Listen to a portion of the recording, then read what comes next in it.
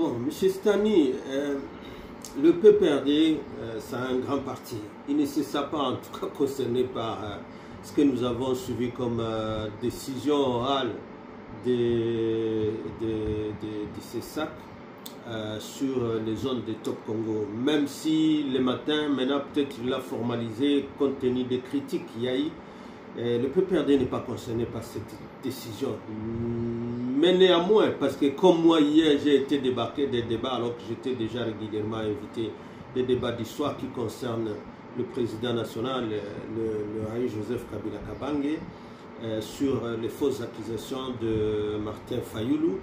Mais en dernier meeting, à cause de cette décision illégale et arbitraire, j'ai été débarqué de ces débats-là et c'est donc un préjudice que les partis ont subi et même l'opinion qui soutient le Raï Joseph Kabila Kabange et qui soutient le PPRD.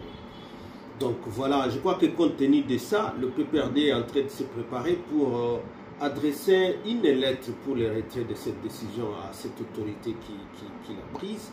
Parce que en réalité, les pouvoirs publics sont là à veiller sur le respect de droits et garanties à faveur des libertés publiques, à faveur des droits des citoyens. Il ne perd pas l'article 24 de notre Constitution, par exemple, garantit le droit à l'information.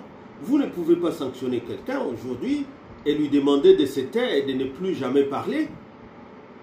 Depuis qu'ils ont parlé de suspension des activités du PPRD, c'était par une décision, encore une fois par communiqué du ministre de l'Intérieur, c'était le 19 avril. Mais aujourd'hui, on est au 3 juin, plusieurs mois après, alors que la loi sur les partis politiques ne lui donnait que 15 jours pour saisir les parquets, et le parquet devait saisir les juges. Il n'y a que les juges, selon la loi sur les partis politiques, qui peut proroger cette suspension ou alors prononcer la dissolution. Ça n'a jamais eu lieu. Donc, qui cesse de s'amuser avec les noms du PPRD. Le PPRD a déjà repris, conformément à la loi, ses activités, repris d'office ses activités. Donc, nous avons la liberté de passer partout et on n'est pas concerné par cette décision. Si on va le saisir, c'est pour justement qu'il s'amende et qu'il retire ça. Nous profitons de ça pour inviter aussi à la presse de jouer sa part. Parce qu'on ne peut pas assister à une dérive qui est en train de s'enraciner par des répressions contre l'opposition, contre les membres de la presse, et que ce soit carrément même la presse elle-même qui va oublier qu'il y a l'article 28 de la Constitution qui garantit la liberté de presse, qui garantit aussi à tous les citoyens, surtout les partis politiques, de s'exprimer à travers radio, télévision et tous les médias sociaux. C'est garanti. Lorsqu'ils veulent aujourd'hui par ces communiqués, parce que nous allons brandir ça partout pour montrer effectivement que le discours d'Iraïs est bien réel à ce qu'il dénonce une dérive. Et il dénonce une tyrannie. Et qu'aucun investisseur ne sera venu dans un pays où on est en train d'asseoir une dictature, une pensée unique en violation de l'article 5 de notre Constitution qui interdit toute instauration d'un parti unique aujourd'hui. C'est une infraction de haute trahison. Et c'est pourquoi il s'est réveillé, c'est quoi? C'est ce qu'on appelle le discours de l'opposant Martin Fayoulou, qui montre bien son rapprochement avec les régimes, mais qui malheureusement sort des accusations graves et même des sanctions, parce que quand il dit que Kabila se retire de Goma, c'est comme s'il rendait un jugement. Lui est un opposant, l'est-il encore vraiment? Lui qui défendait tant le pacte social, Senko et CC, et qui, dans un communiqué conjoint avec lui, nous tous, sans dire qu'on faisait déjà une coalition, mais au moins on s'est dit, avec ce que Félix est en train de voir, pour contourner ce qui est repris dans la résolution, dans toutes les résolutions, que ce soit le processus de Luanda, que ce soit les sommets conjoints EAC-SADC, que ce soit la résolution 2773. Tout le monde exige à Félix qu'il y ait un dialogue inclusif de tous les Congolais pour mettre fin à cette crise et trouver des solutions durables. Aujourd'hui, que les Haïs rentrent par Goma, on veut criminaliser la présence des citoyens sur un territoire congolais. Donc, on n'est pas concerné. Comment on va rebondir? Bon, rebondir, nous venons de le dire, mais est-ce que par rapport à ça, le PPRD tient sur un discours avec Félix? Non, les discours sur lesquels le Raïs a dit, il faut que ce soit d'abord un discours, un dialogue de tous les Congolais, et sans question tabou.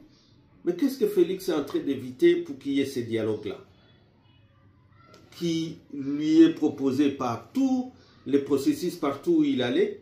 Kabila n'était pas là lorsqu'il négociait avec les M23 à Doha. Kabila n'est pas là. Lorsqu'ils sont à Washington, Kabila n'est pas là. Aujourd'hui, lorsqu'on dit en matière de collision avec l'ennemi, aujourd'hui, qui est l'ennemi? On peut se poser aussi la question. Qui est l'ennemi pour les pouvoirs? Parce qu'il parle bien avec le Rwanda dans tous ces dialogues-là.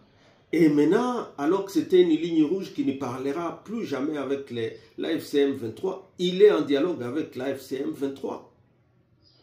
Alors, lorsqu'on dit que l'ancien président, le fait d'habiter à Goma et de rentrer dans sa résidence de Goma, ça devient une collision avec l'ennemi. Quel est cet ennemi? Parce qu'il parle. Même les communiqués de M23 passent sur RTNC. Et pourquoi nous, on refuserait? Alors qu'il n'y a jamais eu. Je viens de vous dire que la suspension par le ministère de l'Intérieur est tombée caduque du fait de la loi, et que donc le parti n'est pas frappé par aucune autre décision. Parce que s'il fallait prolonger la suspension, c'était par un jugement qui n'a pas, les juges qui n'a jamais été saisi. Et même si on parlait de la levée des immunités et des poursuites annoncées par le ministère de la Justice, par le fait de cette levée-là, mais pourquoi alors se précipite-t-il ces sacs-là pour commencer à prendre d'autres mesures? Parce qu'en réalité, ça, c'est des mesures contre le parti, des mesures indirectes qui ne disent pas son nom. Nous disons non, on n'est pas concerné et que, par conséquent, les Haïs, ces activités à Goma sont connues, sont même publiées, et personne ne peut dire que lorsqu'il rencontre les chefs religieux, il rencontre les chefs coutumiers, il rencontre les associations, il rencontre... C'est ça, vraiment, faire la rébellion. Ce sont là les ennemis de ce gouvernement de Tshisekedi qui a fait combien d'années? Qui a promis la moindre escarmouche, qui n'a produit aucun effet et qui a abandonné cette population. Mais maintenant qu'un citoyen, un président honoraire trouve qu'il doit compatir, qu'il doit être solidaire aux côtés de cette population abandonnée par le gouvernement de Kinshasa, ça devient quel crime?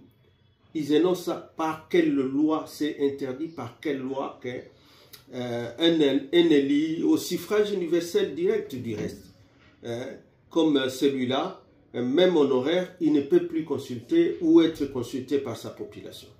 Voilà ce que nous disons. Donc, il n'y a aucune collision, il y a plutôt collision de ceux-là qui étaient à Genève. Je continue à dénoncer cet accord de Genève, parce qu'on a vu ça, tel qu'ils sont en train de se rassembler. On verra si vraiment le dialogue avec Félix que veut Martin Fayulu, c'est celui des positionnements où il veut avoir un poste, contre celui qui est proposé par tout le monde, société civile, nous, FCC, à travers l'ancien président de la République comme autorité morale du FCC, ce qui est dans les résolutions que je viens d'invoquer. Si c'est vraiment des postes, alors on se dira qu'ils ont un autre agenda qui est un agenda contre la population. Voilà.